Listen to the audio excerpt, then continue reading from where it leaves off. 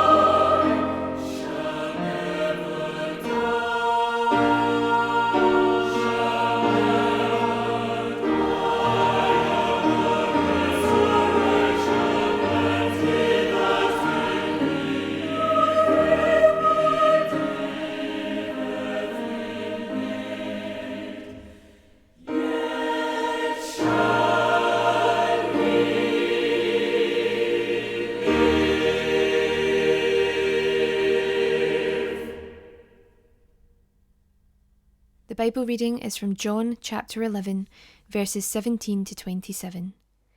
Jesus comforts the sisters of Lazarus. On his arrival, Jesus found that Lazarus had already been in the tomb for 4 days. Now Bethany was less than 2 miles from Jerusalem, and many Jews had come to Martha and Mary to comfort them in the loss of their brother. When Martha heard that Jesus was coming, she went out to meet him, but Mary stayed at home. "Lord," Martha said to Jesus, "if you had been here, my brother would not have died. But I know that even now, God will give you whatever you ask."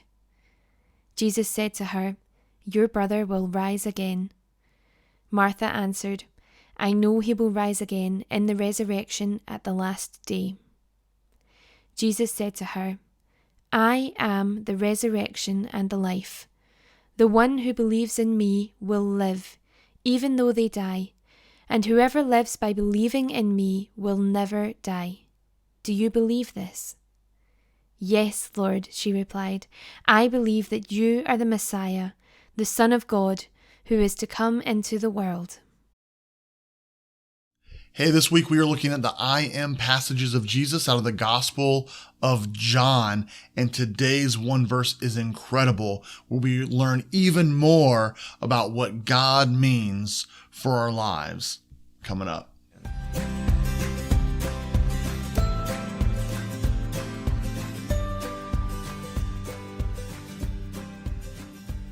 Hey everyone, welcome once again to the One Verse Daily Devotional. My name's Matt, and we are here just looking at one simple verse every single day to grow a little bit deeper in our faith. This entire week, we're looking at verses out of the Gospel of John, and specifically the I am passages of Jesus. Now, what are those? Well, there's several verses out of the Gospel of John where Jesus is speaking, and he says, "I am," and then kind of fills in the blank. He said, "I am the good shepherd," we already looked at this week, or "I am the vine." Well, the reason he said this was, one, he was claiming to be God. Now, how is that? Well, we know that, one, because the religious leaders, when he would say it, would lose their mind. They would be so upset, they would call blasphemy. And you might be like, well, that's weird to say, "I am the vine," and then call blasphemy. That's kind of weird. Well, Jesus was referring back all the way to the Old Testament, to Moses at the burning bush, when God told Moses to go back to Egypt, let my people go, that whole story. And Moses asked God, well, who should I say sent me? In other words, God, what's your name? What do you call yourself? And God said, "I am," which technically is a complete sentence, but when you hear that, you're kind of like, I am what, right? Like you feel like there should be more. Well, you got to wait a few thousand years, and then Jesus comes to fulfill everything from the Old Testament, right? And that's true in the I am statements as well. He comes to answer the question that kind of lingers in your mind. Okay, great, God, that's really powerful. I am. That's amazing. That's incredible. It's a powerful statement. But you are what, right? And then Jesus comes along and says, "I am the good shepherd. I am the vine." And today we get another great one out of the story of Lazarus, his friend who passed away. You might know the shortest verse in the Bible, "Jesus wept," comes out of the same story. And in this story, in the middle of this Lazarus story, we get one of the most powerful I am passages and statements that Jesus makes. Our one verse today is John 11:25, and it says, "Jesus said to her, I am the resurrection and the life. The one who believes in me will live even though they die." Jesus here is speaking to Martha, the sister of Lazarus. You might know Mary and Martha. Well, they were the sisters of Lazarus, and they are, upset. Their brother died, and they knew that Jesus could perform miracles. And literally they were kind of like accusing him like, "Hey, Jesus, if you could have just got here sooner, you could have saved our brother." And Jesus talks to them about the resurrection. And Martha's like, I know one day we're all going to be resurrected. And then Jesus looks at her and says, "I am the resurrection and the life." What a beautiful statement. What a powerful statement. See, Jesus just didn't come to rise from the dead. He is the resurrection.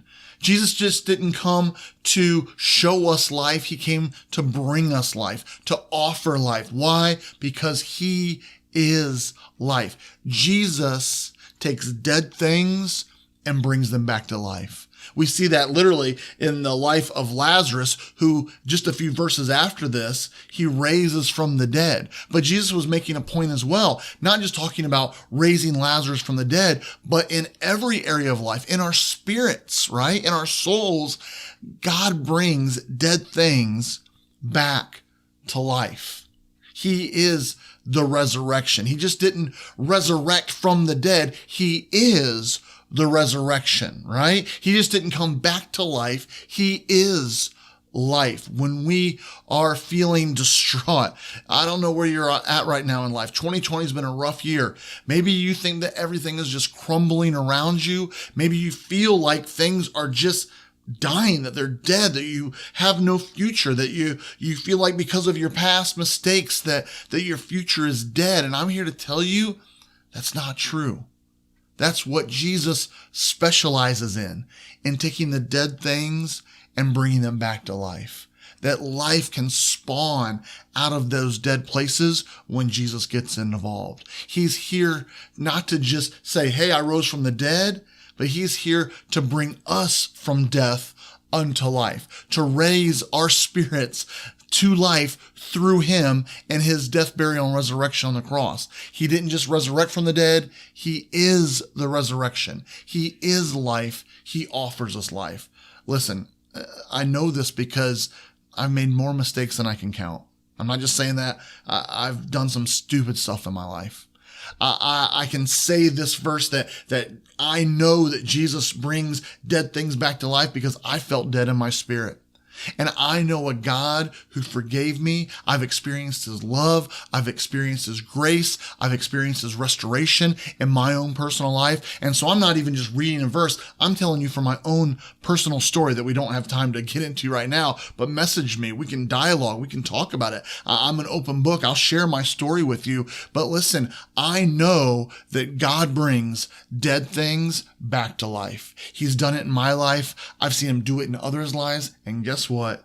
You're no exception. He can do it in your life. I guarantee it. Jesus said, I am the resurrection and the life. The one who believes in me, believe in Jesus. And he says, even though you feel like you're dead, even though maybe your spirit is dead, even though you feel like your future is dead, even though you feel like everything around you is crumbling, he says, even though they die, you'll experience life. Believe in me, Jesus said. He just didn't come back from the dead. He raises the dead to life. He is the resurrection. He is the life. And that's exactly what he's offering you today. Have a great day.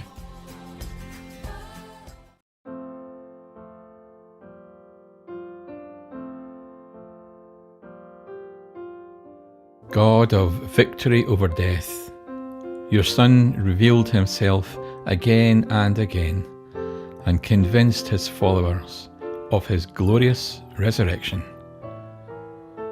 Grant that we may know his risen presence. In love, obediently feed his sheep and care for the lambs of his flock, until we join the host of heaven in worshipping you and praising him who is worthy of blessing and honour, glory and power, forever and ever. Amen.